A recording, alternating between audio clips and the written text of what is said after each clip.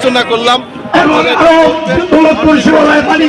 এবং বিএনপি এবং অঙ্গ সংগঠনের নেতৃবৃন্দের উপস্থিতিতে আজকে জনসভা হলো, এটা অত্যানন্দর বিষয়।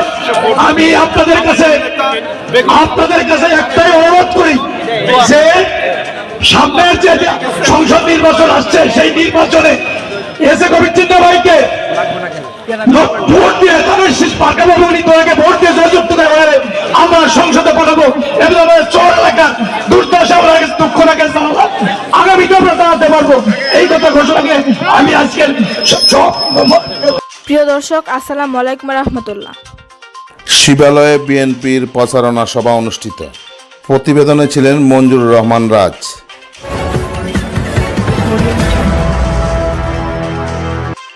Dear viewers, Generation on TV, I welcome you. মানিকগঞ্জের শিবালয়ে বাংলাদেশ জাতীয়বাদী দলের ভারপ্রাপ্ত চেয়ারপারসন জনাব তারেক রহমান কর্তৃক ঘোষিত রাষ্ট্র কাঠামো মেরামতের রূপরেখা ৩১ দফা বাস্তবায়নের লক্ষ্যে প্রচারণা সভা অনুষ্ঠিত হয়েছে।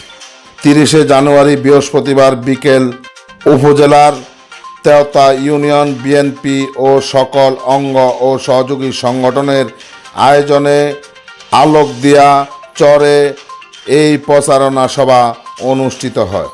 এই সময় তেওতা ইউনিয়ন বিএনপির সভাপতি জনাব আলহাজ আব্দুর রাজ্জাকের সভাপতিত্বে, তেওতা ইউনিয়ন বিএনপির সাধারণ সম্পাদক মাহবুব হোসেন হারুনের সঞ্চালনায় প্রধান অতিথি হিসাবে বক্তব্য রাখেন বাংলাদেশের জাতীয়তাবাদী দলের কেন্দ্রীয় নির্বাহী কমিটির সদস্য ও মানিকগঞ্জ জেলা বিএনপির সাধারণ সম্পাদক জনাব এস.এ. জিন্না কবির। বিশেষ অতিথি হিসাবে বক্তব্য রাখেন গিয়র উপজেলা বিএনপির সভাপতি মোহাম্মদ মানিক, দৌলতপুর উপজেলা বিএনপির সভাপতি মোহাম্মদ সিরাজুল ইসলাম সিরাজ, শিবালয় উপজেলা বিএনপির সভাপতি রহমত আলী লাবলু, শিবালয় উপজেলা বিএনপির সাধারণ সম্পাদক মিজানুর রহমান লিটন সহ আরও অনেকে। উক্ত অনুষ্ঠানে সার্বিক ব্যবস্থাপনায় ছিলেন গিয়র থানা বিএনপির স্থায়ী সরকার সম্পাদক ও 3 বারের সফল মেম্বার মোহাম্মদ রাজা মিয়া।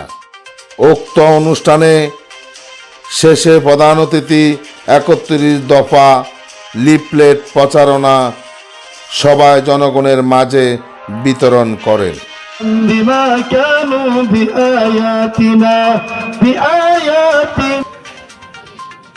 আমার যে জ্ঞান আল্লাহ পাক দান করছে সেই জায়গাতে আমি দুই একটা কথা বলবো। এলাকার মানুষ অত্যন্ত সরল সোজা মনের মানুষ।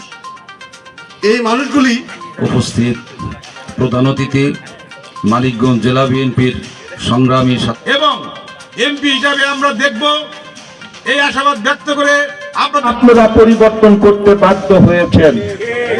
বারবার আপনাদের কাছ থেকে দাবি উঠেছে, বারবার আপনারা মানববন্ধন করেছেন এই নদীগুলোকে চিরস্থায়ী বাদ দিয়ে, অর্থাৎ নদী শাসন করে আপনাদের জীবনকে সুন্দর এবং আগামী দিনে আপনাদের ভবিষ্যৎকে আরো ভালো করে গড়ে তোলার জন্য আপনারা বারবার এই এলাকার মানুষ দাবি করেছেন।